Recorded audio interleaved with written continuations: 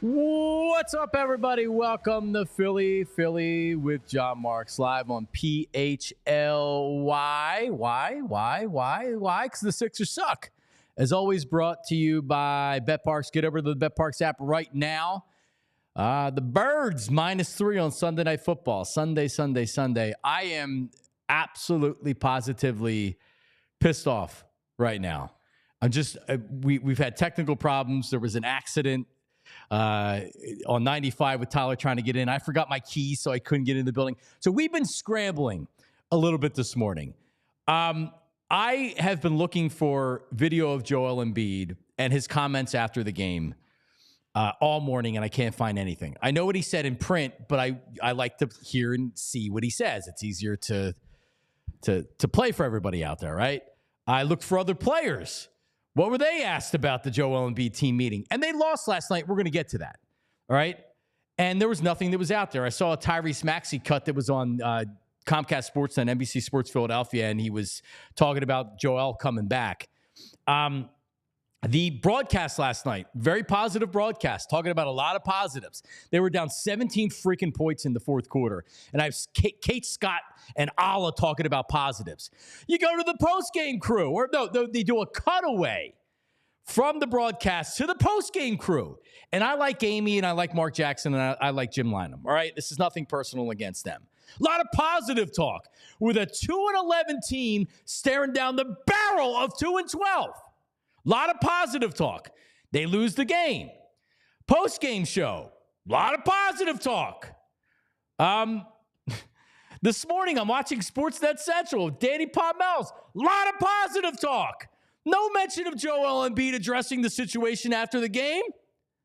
They cut away to the post-game crew. A lot of positive talk. They spent 3 minutes talking about how great Joel Embiid looked coming back. And he did look good.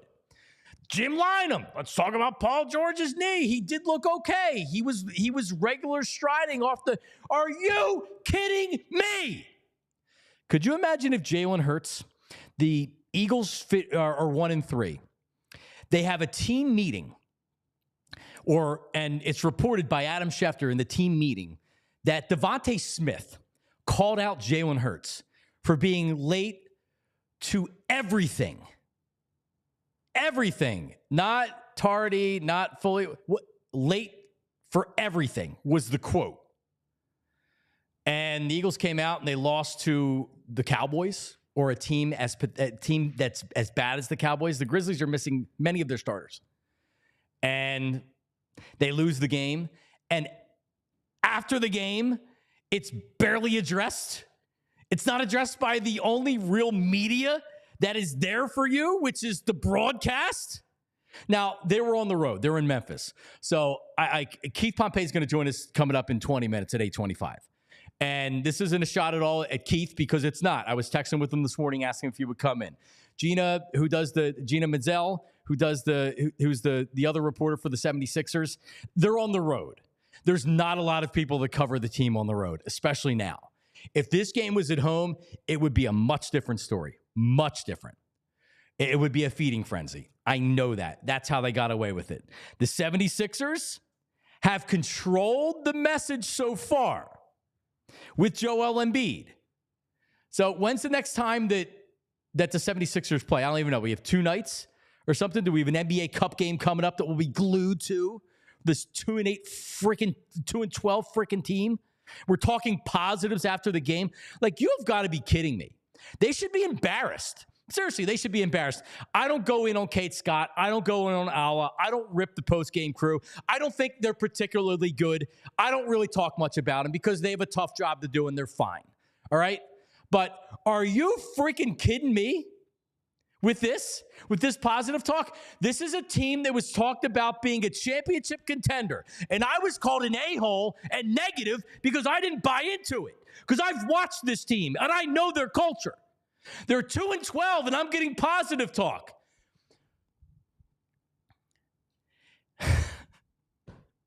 I mean, what planet am I on? Sometimes, like when I talk to people, when I talk to my wife, sometimes I think I'm the one that's crazy, which is probably true. This is a 2-12 team. They can still turn the season around. I'm not really interested in saying it much anymore until they start winning games. They're 10 games under 500 after 12 games. You have Joel Embiid, who we don't even know he's injured. He may or may not have gotten out of shape after the Olympics. He didn't talk to the media for a month after he said that he wasn't going to play back-to-back, so we didn't know he was injured.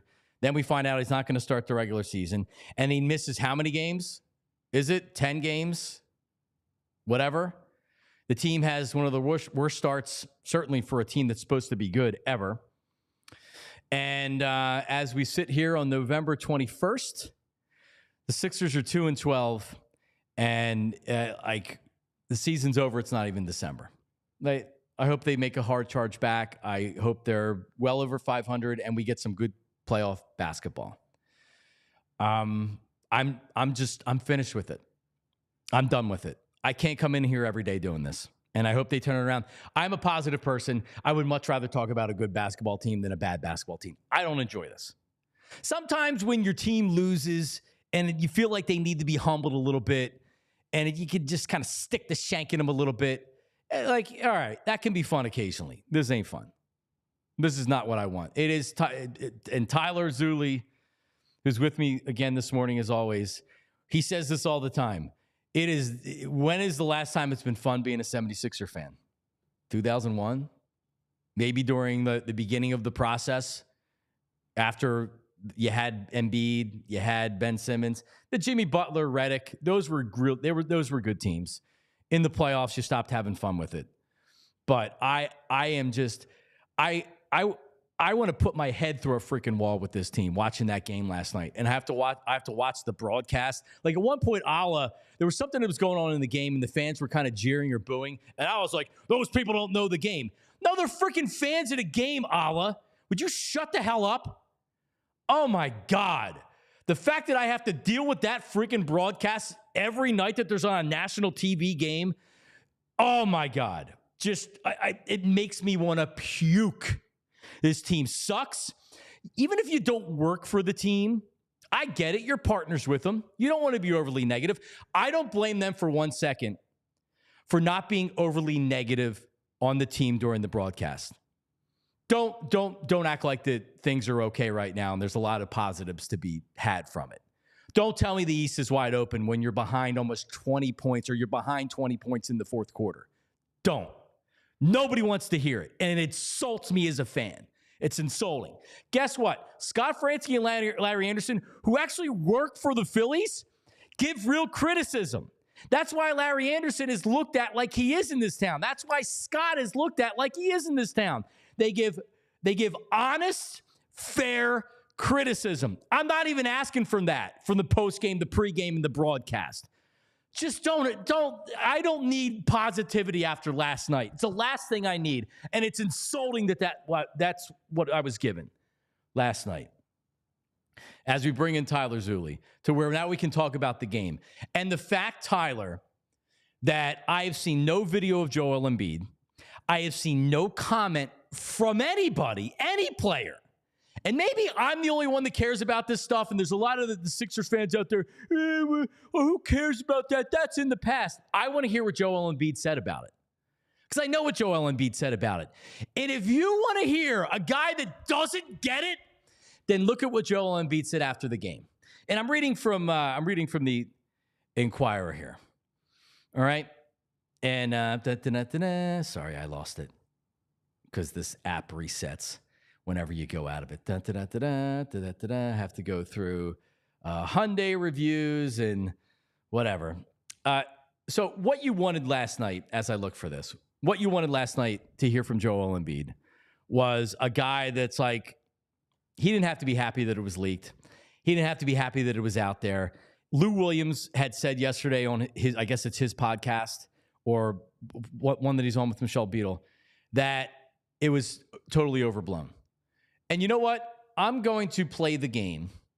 And just for bleeps and giggles, let's play the game and say that it was overblown. And I can see how that could be true. We're thinking that the game ended, they go into the locker room, and Tyrese Maxey kicks the door down and comes in and says to Joel Embiid, "You SOB, you're late for everything. You're ruining this team," right?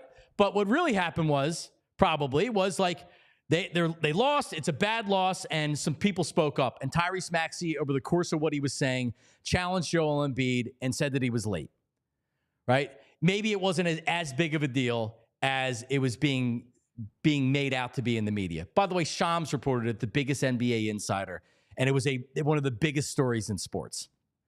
So maybe it was overblown. All right? Joel Embiid's reaction to it was, quote, "Whoever leaked that is a real piece of bleep. We talked about a lot of things. I don't want to get into the details, but the whole thing with Maxey probably took 30 seconds. But then again, it's Joel. So we've got to make everything blown out of proportion. It's whatever. I'll take it. I'm the reason for everything, so I'll take the blame for everything." Woe is me, Joel Embiid. The relationship we have, nothing malicious. I like when people are telling me what I'm not doing good, what I need to do better. Even though the tardiness maybe happened once or twice when I wasn't playing. So I need to be better. I need to be perfect. I need to be on point, which I'm going to do, which I've always done. There's Joel Embiid after the game. It's kind of annoying having to deal with the same things over and over. It's like my whole career. It's been like that my whole career. All I try to do is focus on basketball and trying to make the best living for my family on and off the court. But it's unbelievable. I just feel the negativity keeps following us, which I don't understand why. But it's a shame, but it doesn't change the fact that we've still all got to do better. There you go. Haven't even talked about the game that they lost last night because I honestly, I don't even care. Paul George is injured, hyperextended his knee. Is he out for a long time? Is he injured? Is it a month? Is it a game? Is it a couple of weeks? And Embiid screwed up his other knee last night. I don't know if people remember that in the fourth quarter. He played great. Outside of the bad pass he made at the end when they got back into the game, he played great. Played with energy. He looked great last night. He's a great player at times. Maxey played 5 minutes and then didn't play pretty much the rest of the first half and then came back in the second half.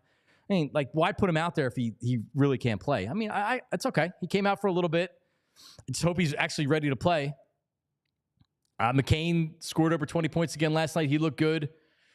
Yabusele is good. He's a really good player. I don't know why he didn't play more in the second half. Is Nick Nurse going to get fired? They're 2-12. They're just going to keep losing games and nothing happens.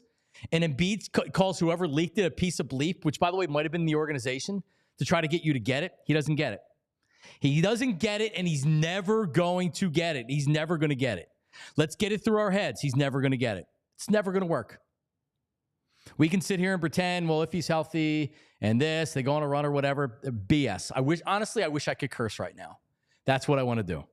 And I'm not on the radio, so I wish I could, but because we're on TV now, I can't do it. So congratulations to the 76ers. They've controlled the message for the day. Congratulations to the broadcast crew for their positivity, which no 76er fan that I know wanted to hear last night. All right, Tyler, come on in here before I put my head through this freaking microphone. Good morning. Wouldn't be the first time that mic broke. And poor Tyler. Not from you, just because it's look at it, man. Not constructed well.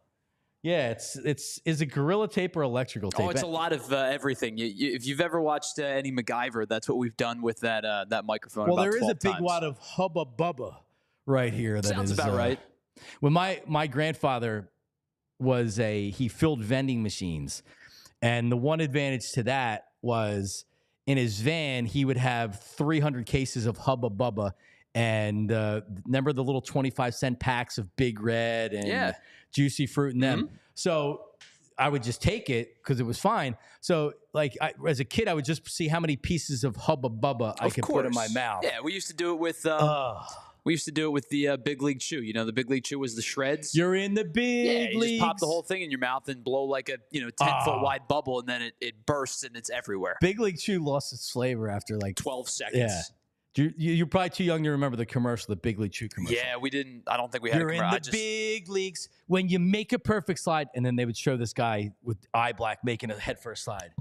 When you keep the team alive, you're in the big leagues. Yeah, I don't remember it at all. When you drop a shot or two, you're in the big leagues. When you're in the Big League Chew, Tyler, good morning. How are you, buddy? Yeah, it was. You know what? In fact, if I could have you record that after the show, we'll make that somebody's alarm every day. they'll want to get up. I don't want to hear any more of it. Dude, if the Sixers would have lost last night, because you know what? The Grizz, they shot the hell out of the ball. They were over 50% from three. And honestly, if they weren't 2-11, it would have been easy to come away from last night's game and be like, all right, they were missing three really good players, but they couldn't miss a shot. And it would be like, I would just kind of like I would just brush it off my shoulder. Wouldn't have been a big deal. Yeah, but I mean, they shot 48% from the field. They ended up shooting 44% from beyond the arc. And the funny thing is, too, like the Sixers' numbers, because of how bad they've been this year, all of their numbers, like across the board for this one-game sample size, are actually better than their season averages, like in terms of field goal percentage and three-point percentage.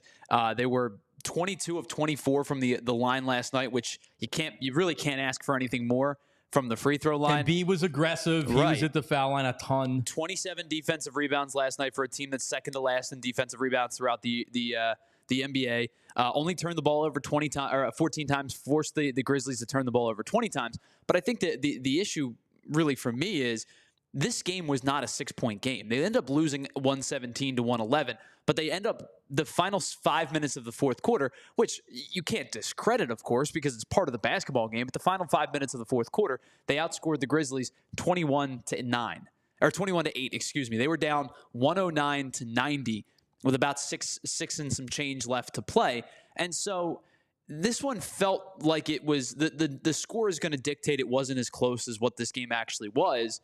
The Sixers got pretty thoroughly outplayed in this one, despite the fact that really it was one quarter was their undoing. They lose by 10 in the second quarter. They tie the first. They win the third by a point. They almost came back. They end up winning the that game last night. Right, and that's the thing is, so I think you're going to look at it and go, well, it's a 6-point loss, but you're down 19 at one point. It felt like it was over at the one. It was 109-90 with about 6.5 to play.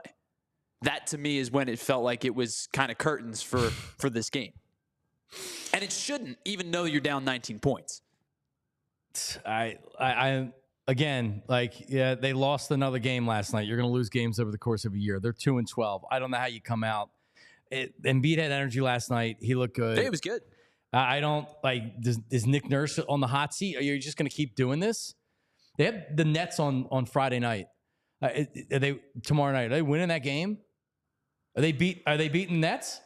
Paul George playing? How many minutes is Maxey going to be? Beating anybody right now is a fair question to ask. And you're right, because Joel Embiid was good yesterday. Shot about just shy of 50% from the field, but made all 14 of his free throws, ended up with 35 points, double-digit rebounds. He was good, and he was kind of hobbling around in the fourth quarter. The knee was clearly bothering him. Paul George, before the injury, 1 of 6, 17 minutes on the field, on the court, but 1 of 6 from the field. Caleb Martin played 32 minutes last night. He took 3 shots. He was 1 of 3, missed both of his 3-point attempts. Yeah, he finished the game with 2 points. Yeah, his role right now is clearly, we don't need you to shoot, dude. Just play defense. I don't know, man. Efficiency off if you are looking for a positive, some efficiency off the bench.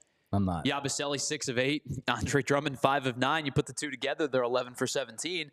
I mean, you know, how many minutes did he have in the second half? Who's that? Drum? Yabusele. I feel like he had scored all his points in the first half. I don't know where I can find a breakdown of that. I'll take a look for you. Keith Pompey from the Inquirer is coming up here in 5 minutes, because I think a lot of people have the same question. He's been really good. Very good. That's a good Daryl Morey signing. And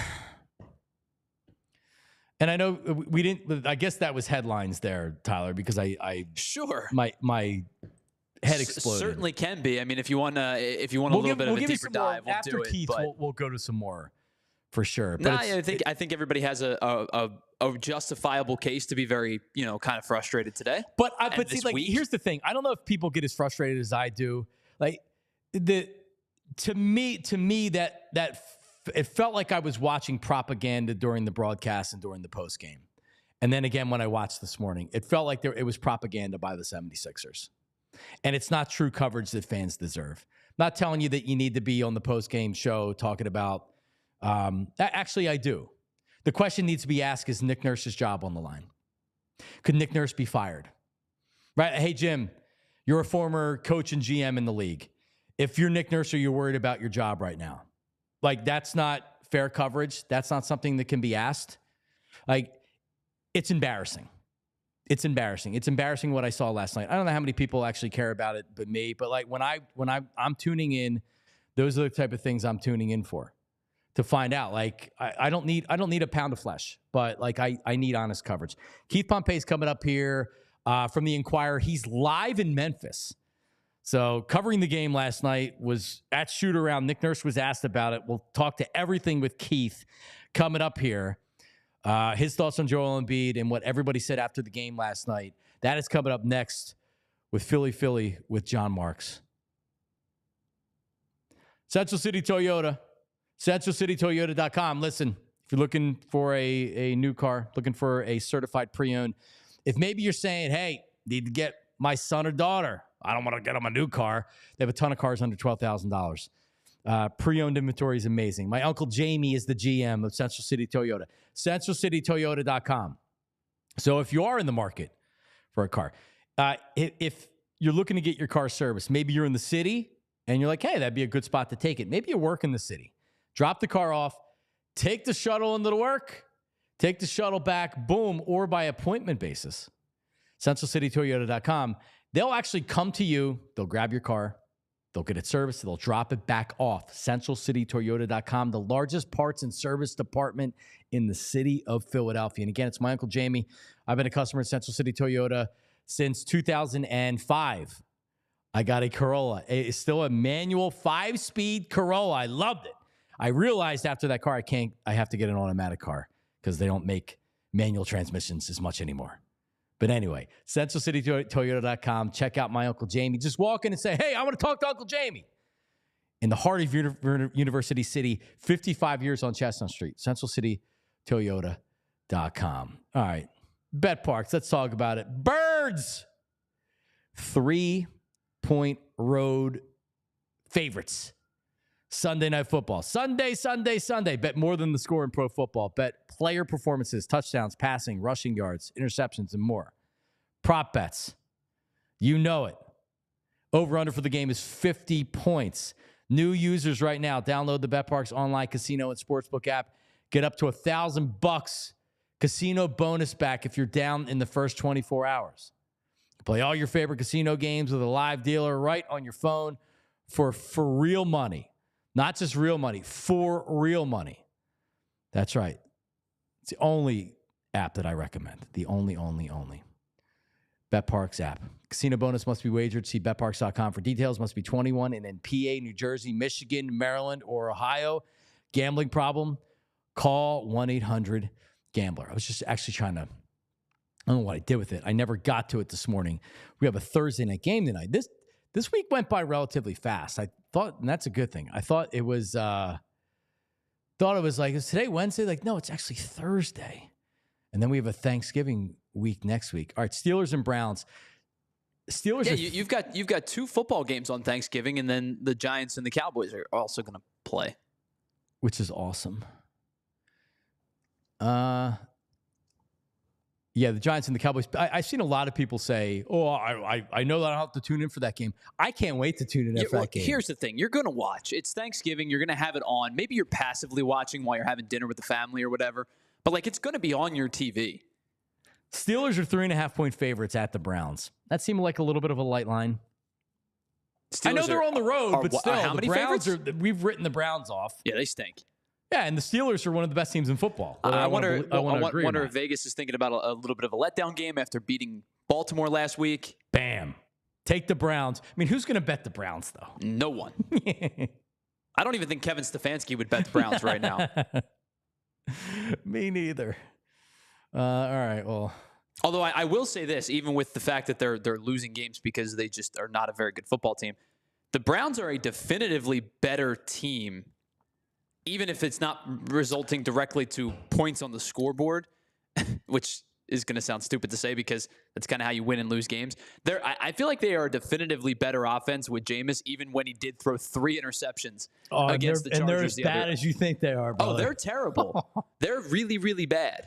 But I feel like, like Jameis last week threw for almost 400 yards and 2 touchdowns. Now, they lost 35-14, but he makes you feel good losing 35-14, though. I agree with you. After the game, every Saint player was giving him big hugs. I don't know if you saw that. And it's like, that's interesting. Well, they must really like him as a teammate, which is interesting. Yeah, I have never heard any former or current teammates of Jameis Winston say that he's a bad teammate. He seems to be the guy they like to rally around. I know Deshaun didn't necessarily like him down in Tampa Bay, but I think that was more the cheesiness of him. He's got some Donovan in him, which when I say that, I don't think that's a bad thing because Donovan's teammates liked him. I think Jameis has a little bit of that. Yeah, I mean, honestly, dude.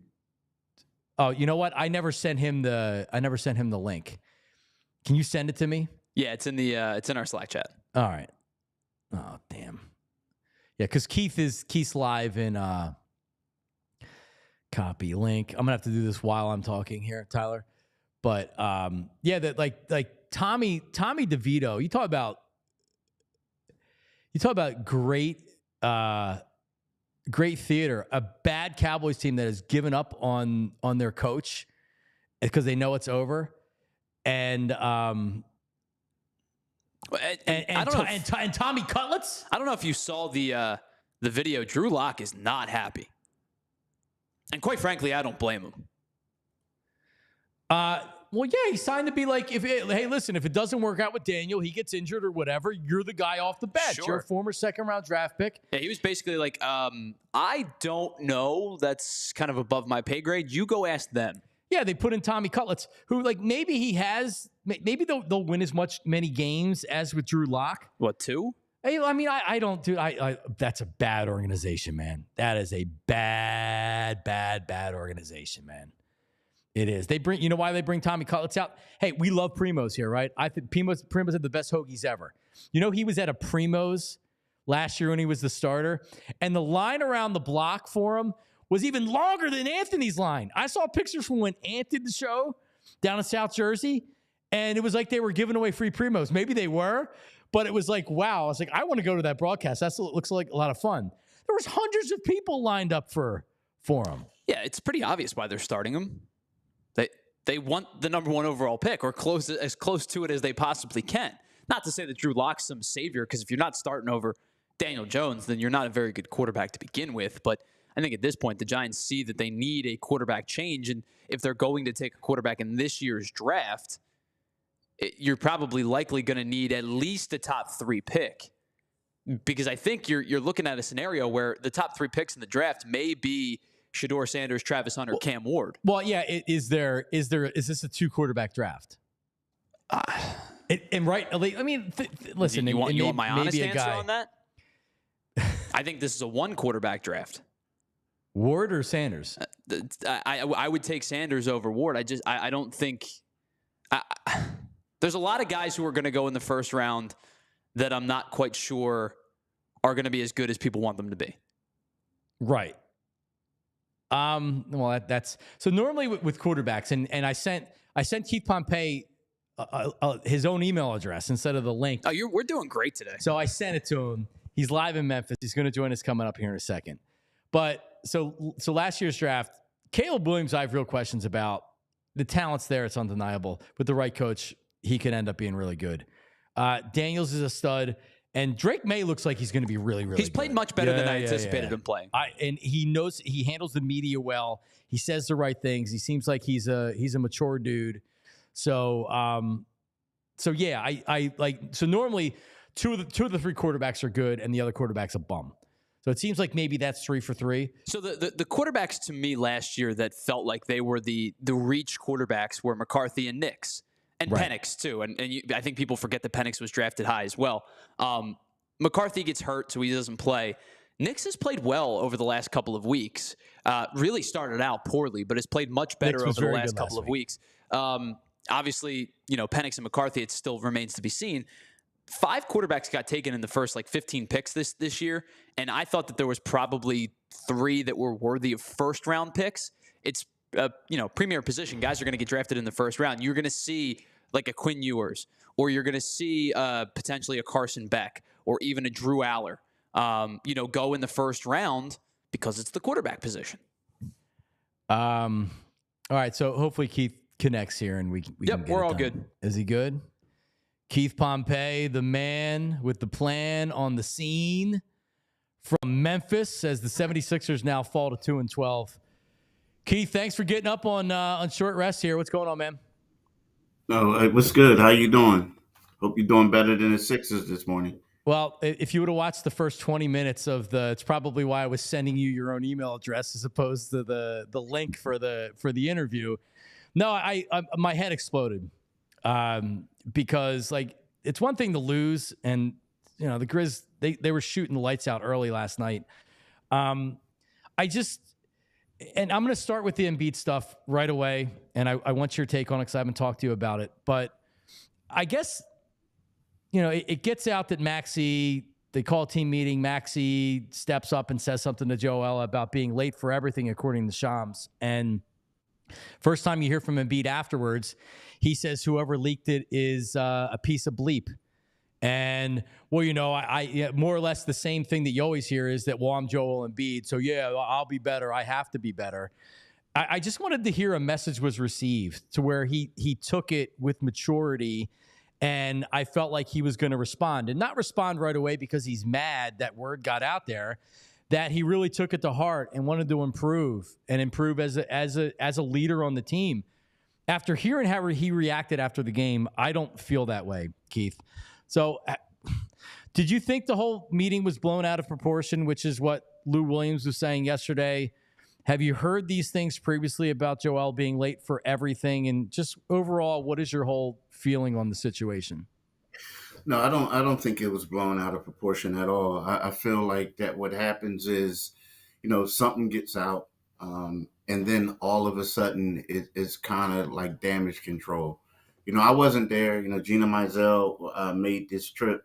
But when I talked to people about it afterwards, they basically said they heard the same thing, like sources. That was what was relayed to them as well.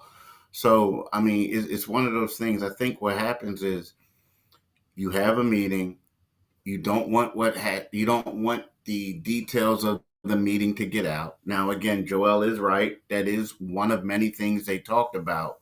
But at the same time, everyone is looking at Joel differently than they did before, right? Now, in regards to Joel being late for stuff, yeah, I mean, that's his MO. Like, the joke is whenever Joel didn't play games, we were kind of sort of like, okay, we're going to get out of the locker room a whole lot sooner, quicker.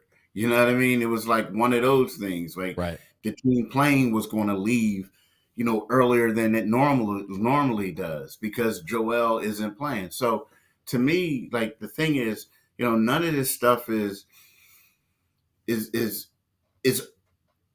fact that Maxey said it to him is the thing that makes you say, wow, Maxey said it. But the fact that somebody's saying, yo, Joe, you're late for everything. You need to be a little bit more accountable is not surprising because he's the star player. They typically wait for him. They do whatever he does. They get to do whatever they want.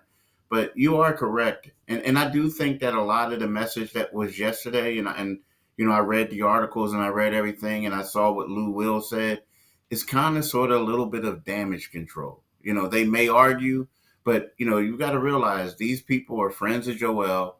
Joel knows that, he has Philadelphia eating out the palm of his hands.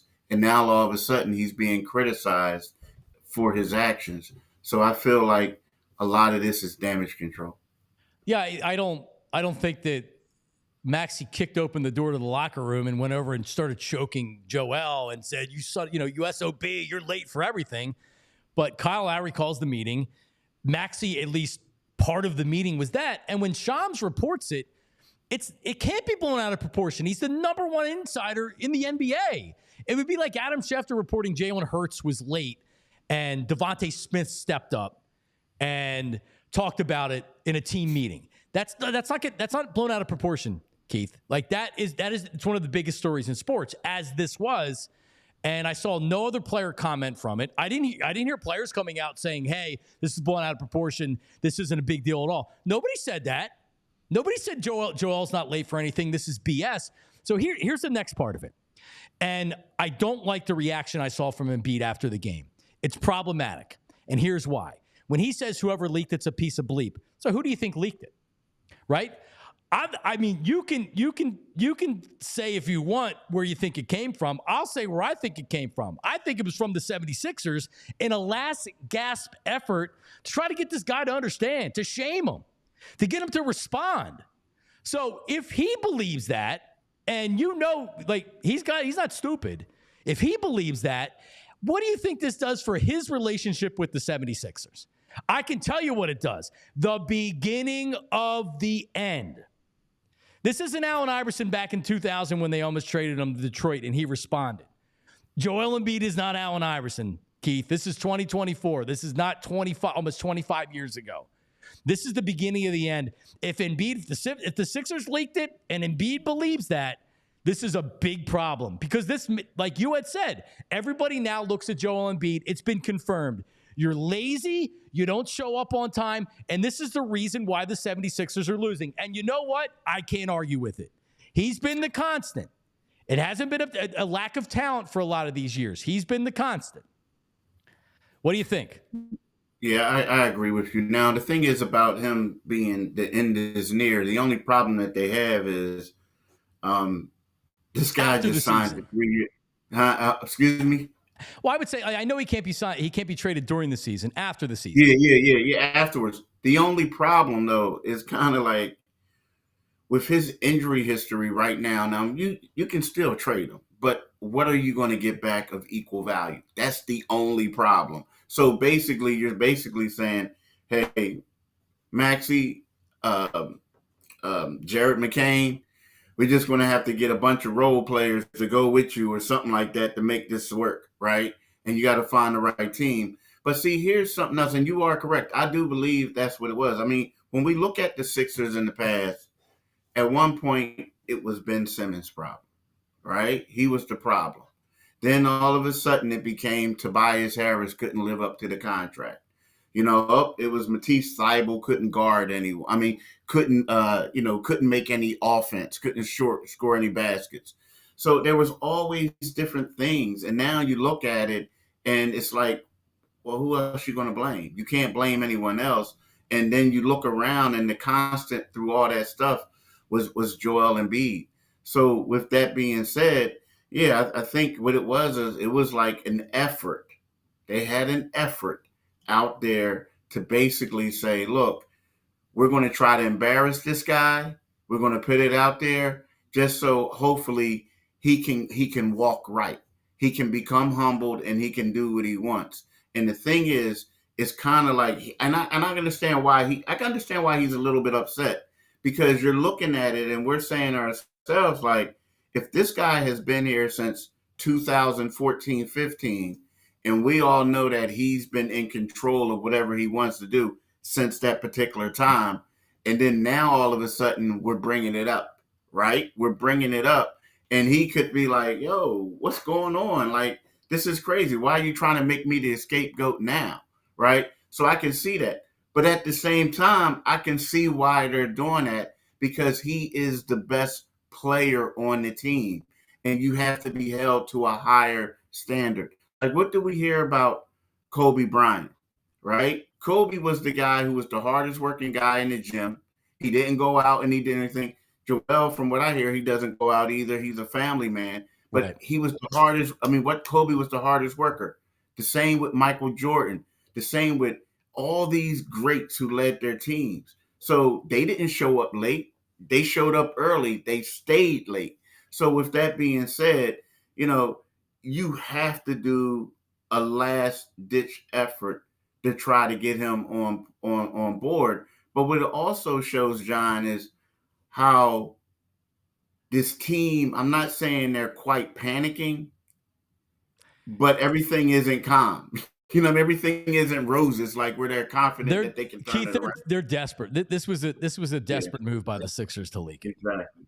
Yeah, that's a great way to describe it. Desperate. But look, I will say this. Now, a lot of people, Maxey was asked about this situation on Tuesday after Tuesday's practice. And this is a quote that I saw. He said, I felt the need to do that because I wanted to share that we are better than what we have shown on the floor on his stepping up, right? So, you know what I mean? So it's kind of like from my understanding, he didn't deny that he said what he said. He didn't acknowledge what he said, but he basically said, I felt the need to do that because I wanted to share that we are better than what we have shown on the floor. Nobody came out and said, this is totally overblown. This is BS. That's not the tone of the meeting. Nobody's come out and said that. It's very telling. Real quick, and I wish I didn't waste 10 minutes with you trying to get you hooked up. Nick Nurse's job in jeopardy. I mean, you just go 2-12, and there's a lot of stuff going on. And I'm not trying to blame Nick Nurse. I question some of the moves that he makes in the rotation. But do you think his job's in jeopardy, or are we just rolling with this? That's a great question to have. I mean, typically you always do have to have an scapegoat, right? And typically it is the coach. But they can't keep firing these coaches over there, like bringing the top name coach and do this. I feel like it's not in jeopardy just because of, let's face it, the news that just came out with Joel Embiid showing up late, right? Not only that, you have all these injuries, right? And, like Bill Parcells said the one time, if you wanted me to cook the meal, let me do the grocery shopping. He's not the one that said, hey, we're going to give Paul George this money. He's not the one who said we're going to go out there and get all these players and do this roster. So when you look at him doing these crazy lineups, sometimes you can look at it and say, hey, I'm just trying to throw stuff against the wall to see if it works for right now. I'm in desperate mode. So I don't feel like his job is in jeopardy just because of all the injuries. And it just looks like all the blame is going towards Joel right now. So I think the coach is safe. I agree. Man, we even talk a second about the game, so I guess we're not going to. But they're 2-12. Brooklyn Friday night. Maybe they get off the schneid. Hey, I'll tell you what. McCain can play. You have a young backcourt. If they can play together, the kid's good. He is. Maybe also a reason why the Sixers are pushing the buttons a little bit with Embiid. They see the potential future with two young guards, and they say, you know what? We can lose in the second round without you, Joel Embiid. Just saying. Yeah, I think they're pushing the buttons because they're looking at Joel and like, look, dude, this is a lot of pressure. This is a great team that we have. You got to get your stuff together, bro, or we're going to blow up. I mean, this thing is just going to go south quick, fast, and hurry. Man, Keith, you're good at this. I appreciate it. Appreciate you coming on short notice. Thanks for having me, my man. All right. There he is, Keith Pompey. Yeah, he certainly believes that it came internally from the 76ers. Can we just say now, Tyler, this came from the Sixers? So if Embiid's that angry that it got leaked and he knows where it came from, what do you think that does with his relationship with the team? Does it motivate him into changing and being a better player, or does he continue with the woe is me attitude? It's always my fault. I mean, you'd like to believe it's the former. You'd like to believe. Yeah. I stupid. Don't feel great about it not being the latter right now. No one's that stupid, Tyler Zulli. No one's that stupid. All right. Coming up, more on the 76ers and everything that's going on. Sunday Night Football, Thursday Night Football, and a thought on college football. That's all coming up next on Philly with Jon Marks. All righty. That's right. You know what? And I haven't gotten the flu shot. I should probably get the flu shot because I'm currently on antibiotics I got from Rite Aid for strep throat. 2 strep throats in the course of 5 weeks. That's right. So I should go get my flu shot because you know what? I don't want to be sick for the holidays. Thanksgiving's coming up next week. Get your flu shot at Rite Aid and boom.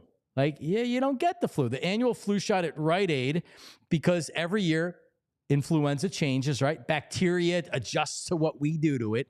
And you know what they have? They have the most recent, and they have the best protection against this year's flu strains. They don't put the flu, and the flu shot doesn't protect against COVID, and COVID doesn't protect against the flu. Get vaccinated for both at Rite Aid to provide the best protection that you can get. And while you're at the pharmacy, stock up on cold, cough, flu, allergy, C4s. I needed this morning, man. It's Skittles flavor. This makes your skin itchy. I don't know what chemicals are in it because Tyler has a beta-alanine. It's what's called. In the pre-workout stuff, right? Yep. Did I tell the story of when I took the pre-workout stuff for the first time and I was throwing up because I took the recommended dose, not like a quarter of it that I should have? Anyway, so yes, and this was purchased at Rite Aid yesterday. So anyway, walk in your local Rite Aid to schedule a vaccine, or you can go to riteaid.com. State, age, and health restrictions apply. Ask your Rite Aid pharmacist for details. Or details. Is it details or details? We'll go with details. All right, Ace Home Services, when you can't do anything like I can't. So if you have an issue with your heater, with your, like this happens to me, and thank God my dad can do everything for the most part. In the basement, something pops, and it's like, all right, well, like now all the power's out in the garage, and I don't know what to do. What do you do when you have problems like this, right?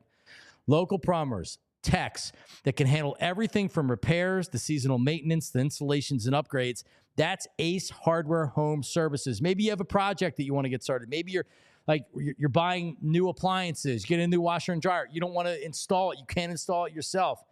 Local teams at Ace Hardware Home Services serving your community and are dedicated to keeping you comfortable in your home. Again, the website's acehardwarehomeservices.com. Experience, they listen to your goals, and the job isn't completed until you're satisfied.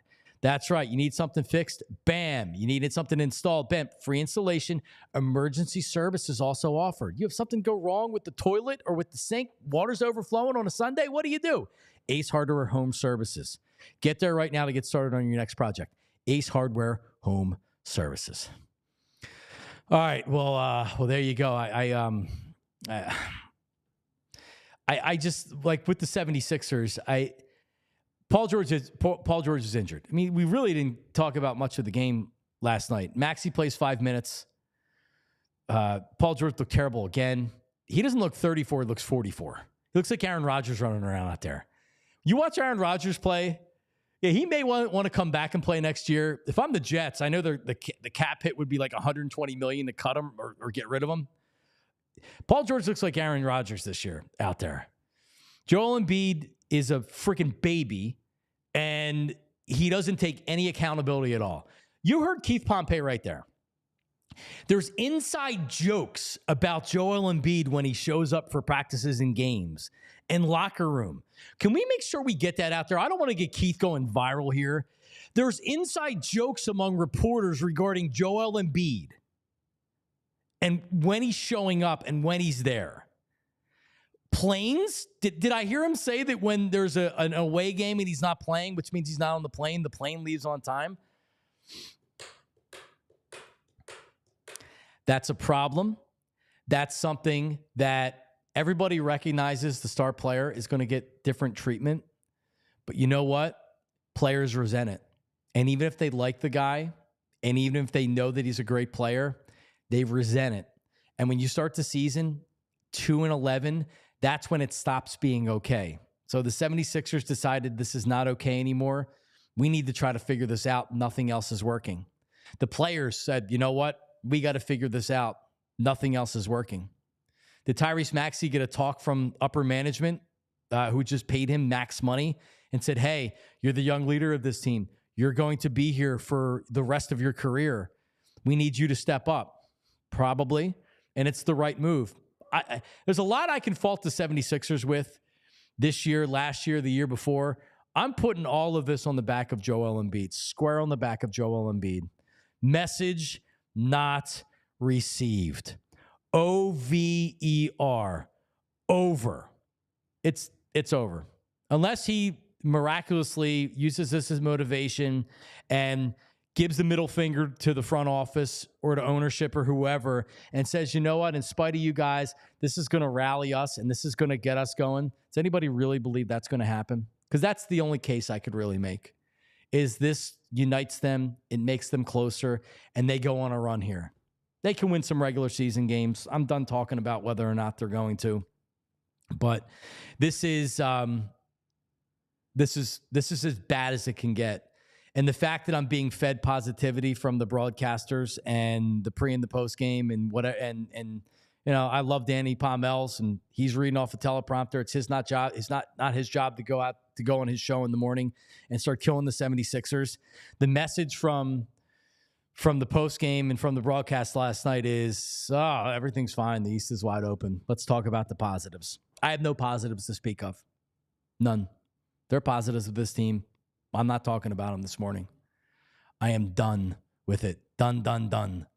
And I can't even say, well, let's talk to Uncle Jamie with his college football locks of the week, because Uncle Jamie is on assignment this week. He's away on business in Texas. And I'll even have any picks. I'll post them if he gets back to me. He was very busy with work. But when he does give his picks every Thursday, they're brought to you by Central City Toyota. 55 years on Chestnut Street. If you're looking for a place to get your car serviced, if you're a watcher in Center City, you can get your car serviced, drop it off in the heart of University City, centralcitytoyota.com.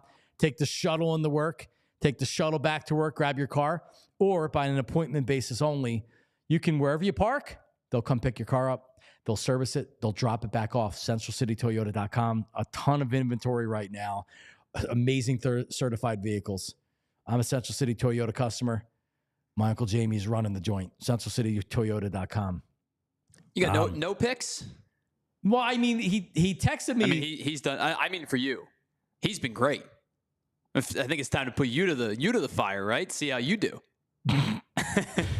I should have. Oh, he's been so good recently. Yeah, I don't know how he did last week. I know I was at my cousin's wife's 40th birthday party last Saturday night, and my Uncle John was like, "Oh, Uncle Jamie's picks aren't going well in this game," and I forget which game it was, but because John watches the show. But anyway, yeah, I am. I know a lot of people in this area aren't locked into college football, and you and I are certainly the exception. You're obviously a big Penn State guy, and you do the Penn State podcast here on PHLY, which I'm not going to lie and say I've watched. But I'm sure if I was a PSU fan, I would love the content because you guys are great. But and you know when it started for me, Tyler? Because I was a college football fan, but when I was working overnights, and I worked overnights on the national network, CBS Sports Radio, so I was on at 2 a.m. Eastern on Saturday into Sunday. So it would be technically Sunday. Worked that shift for 3 years. So I would be on the air technically at 2 a.m. Eastern on Sunday. So my routine, I would try to go to bed at like 9 or 10 o'clock, and then I would wake up at midnight to get ready for the show. So I would watch the late college football window, and I would watch all the wrap-up broadcast or whatever. So I'm watching these bad Pac-12 games and University of Hawaii and Mountain West and all these bad games. And I really I started watching a ton of college football. And so now I watch college football on Saturday until the late games. I do. I love it. Big Ten's awesome this year with the additions of Oregon and USC. Really, really good. And now we have the 12-team college football playoff, which is amazing. And you had an interesting point when we were talking about this earlier with the college football playoff, which was it's cool that Penn State's in it because, at least from my standpoint, I love when they fail. So it gives people, when they succeed, a lot of ammunition at me, and I welcome it. I do. So I'm curious to see what they do because they're a good team, unless they play good teams. Well, I'm very excited to tweet at you when they win their first round game, because they will, and then lose inevitably to a team that is better than them. Probably. And then I'll go into hiding. And you know what? That's the favorite right now in the locker room for what's happening. But listen, I think that they are a very good football team. There's no question about it. I mean, people want to argue, are they the fourth best team in the country? I don't believe they're the fourth best team in the country, but I think they're probably a top 8 team in the country, and that really goes to show you, where they're ranked in the college football playoff bracket. I believe they're the 6 right now. Ohio State's the 5, and then of course the 4 conference winners are ahead of them. I think that there's not many teams. Indiana, I think, is it's unfortunate that they're still getting kind of. They're getting shafted a little thrown bit under the bus a little bit. Yeah, because, I mean, they're 10-0 currently, right? And I think that there is a very good likelihood that they finish the season 11-1 because they do still have to play Ohio State this weekend. I think Ohio State might win that game. But the very good likelihood they finish the season 11-1. If that's the case and Ohio State beats them, it will be Ohio State and Oregon in the Big Ten championship, assuming Ohio State beats Michigan in the final week of the year. That doesn't mean that Indiana's a bad football team. And I think the same can be said for Penn State. Like, if your only loss of the year in an 11-1 season is Ohio State, who ends up going 11-1 themselves, and their only loss in the regular season is to the number one team in the country. You don't make a 16 playoff. You easily make a 12-team playoff. Correct. And so that's the thing is, No if problem. you want to talk about it being a watered-down product, that's fine to an extent. But I think the three Big Ten teams, namely Indiana, Penn State, and Ohio State, they deserve to assuming make they do what they do in the last 2 weeks, should all have pretty good claim to being in the playoff. Buckeyes are 13.5-point favorites on Saturday. Ohio State's not very good this year, man. They're always going to be one of the best teams in the country just because of the talent. We know that. When I watch them, I'm like, yeah, they're a good team. They're not like some of the other teams that I've seen in previous years. I would love to see Indiana win this game. I really would. Yeah, I don't think it's going to happen. I do think Ohio State will win this game. Indiana's put up a ton of points this year, though. They go up and down the field with a lot of teams. Now, granted, you talk about strength of schedule, and that's where the conversation kind of has gone with them. Is their non-conference was weak, and they haven't had to play any of the powerhouses up until Ohio State. They didn't have to play Oregon this year. They didn't have to play Penn State this year. They did beat Michigan. It's a down year for Michigan. But it'd be nice if Indiana was home this week because it would give you a much different feel. Like it would be totally juiced up. It would mean something. I disagree with you though on the fact that Ohio State's not that good. I think they are a very good football team this year. An elite running back combination. Will Howard's done a good job of limiting turnovers for the most part. The defense is good. I don't know if the defense is great this year, but it is very, very good. I was not impressed with them against Penn State. They wanted Penn State to win that game. And I think that they hurt themselves, right? The Will Howard fumble in the end zone. I think they actually had two red zone turnovers in that game. They hurt themselves in that one. Penn State was up 10-0 in the blink of an eye and scored 3 points the rest of the way. Here's what doesn't help Indiana among elitists. Like probably this will be Cowherd's phony opinion. Remember, like Cincinnati made the playoff. Yes. Got smoked. Correct. Who was the other team or two that did the same thing and got smoked in recent years? But so every team that... Well, I know Michigan State made it the 1 year. I think Alabama crushed them. A down year. But when you get... And not that Indiana's a smaller program, but they haven't been a national program that people are like, oh, yeah, Indiana's really good. Maybe this is the start of something special. I would love it. Right? Well, they seem to have a good coach. Oh yeah, this dude Cincinnati is a very good coach. Came right in and turned things around. Signed an extension already. It seems to be a good program. I don't know what sustainability is, but this year they've played some really good football. All right, so you think you like Ohio State? I'm taking Ohio State in that one. Yeah. All right. I don't know what the line is. It's 13.5. It's a big number. It's a pretty sizable number. It's Buckeyes are at home. Like I said, I wish this was a home game for Indiana because the atmosphere would be tremendous, and it's just not something we've seen. If you're an Indiana fan and this is your football team right now, you're going berserk. Sure. Now I saw somebody from Temple, one of my followers from Temple. And by the way, shout out to everybody that's watching on TV right now. If you want to watch more of us, go to YouTube or go to allphly.com to continue watching the show. Shout out to you. Appreciate it. So I obviously wasn't at Temple when game day came, the great year that Matt Rule had. I was working with Anthony, and we went the Friday before game day the next day. And we did a live broadcast on Temple's campus at like the student center. Matt Rule came down. They had the marching band there. It was unbelievable. And you knew you weren't going to be able to sustain it. Maybe you didn't realize it at the time, but looking back, everybody should know that Temple's a stepping stone program. And any coach that is even like serviceable, get another job. We've seen it since then. Al Golden left for Miami. Adazio left for Boston College. Jeff Collins left for Georgia Tech. Manny Diaz was there for 48 hours. Yeah, right. So it's a stepping stone job, and it's hard to continue to bring in coaches that know what they're doing now with NILs, and they don't have the budget to get real players. So, and now there's talk they should just disband the program. But anyway, like it was so cool.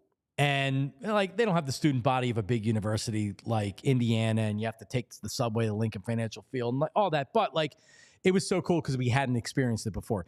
Indiana football's never experienced anything like this, not in my lifetime.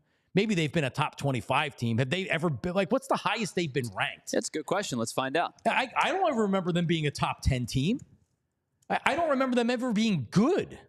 They were the Big Ten team that Beth Mowins would be doing the game against Northwestern or Wisconsin on ESPN2 at 12 p.m. So since 2000, they have had one season of 8 wins or more. That is the only year since 2000 that they have finished the year above 500 in a full season. 1 year? Yes. Holy crap. 2020, they went 6-2. They were ranked as high as 7th in the AP polls that year, but that was the COVID shortened year. They only played 8 years games. Ago. But yeah, if you go back to 2020, they have seasons of 3, 2, 3, 1, 4, a couple of 6s, a couple of 5s, but it's been mostly pretty bad for this team. I guess the last time that they were ranked this high, never this high, but they were, they were ranked 4th in 1967. They were also ranked 4th in 1945, and that's about it. They've been ranked a handful of times in the top 10. Where they did wear helmets. Yeah, but the last time they were ranked inside the top 10 or close to the top 10 before that COVID-shortened 2020 season was 1987. They were ranked 11th. They finished the year 8-4. It's good knowledge. Yeah, it's what Google does. All right. Well, honestly, Tyler, if you would have told me we would have spent 3 minutes on Indiana football in the show today, I probably would have said no. But I think it was the most fun I've had talking about any sports today. So all right. So keeping theme with that, let me just and don't worry, this won't cost us any monetization because I've done it before on YouTube. Get out of here with this. Come on, man. I'm gonna play it. Oh man. Anyway, so can you name an Indiana football player? An Indiana football player? Yes. Antoine Randall. Boom! First one I thought of too. Yeah, that's probably the big one. He was fun to watch in college. He was a good player. There was a running back, Tevin Coleman, yeah, who was really solid at Indiana. Former Eagle. Oh gosh, what quarterback? No idea. Did he transfer from here? I totally don't remember. Indiana quarterback? What can you give me a decade? Yes, 2010s.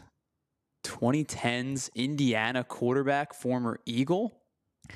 People were saying that they should bench the Super Bowl MVP for this guy at the end of the year. Oh, Nate Sudfeld. Suddy! He was so bad, Doug Peterson tanked the season. Yeah, Doug Peterson's parting gift to the Eagles was allowing them to get that draft pick. Devontae Smith, man. I was trying to play the Family Feud ding. Come on, hit it. There it is. Now, there's a whole Family Feud soundboard, and I love. That's not it. Here you go. You're not going to be able to hear it. Nope, not that. There you go. Our listeners can hear it. Yeah, you have it. Yeah, they have it. Here's the face-off music. Yeah, this definitely is going to get us demonetized. I'm telling you, you can monetize this because I'm playing it off a soundboard. I don't want to get in trouble. All right. Oh, that's right. And you can't stop it. It just goes till you mute it. All right. Well, it's been an odd show. I think you should definitely put out the opening segment. Just because I don't remember it. It's the first time I've blacked out on the air. And it's not even because the Sixers lost last night. It's because the broadcasting crew and Comcast Sportsnet or NBC Sports Philadelphia should be totally ashamed of their coverage. And I like all those people. Sorry. Click over to Anthony. I'm sure he's very unhappy speaking about the 76ers right now. We're back on a Football Friday. Everybody that tunes in every morning and chats, our mad chatters, C-Jam, and even Ed Wright, who's always on my ass. Thank you for tuning in and chatting and being part of the program. Podcast is available every day shortly after 9 o'clock. If you want to listen to the audio version of the program, And we'll be back tomorrow for Football Friday, live at 8 a.m. See ya. We all silly like the mayor.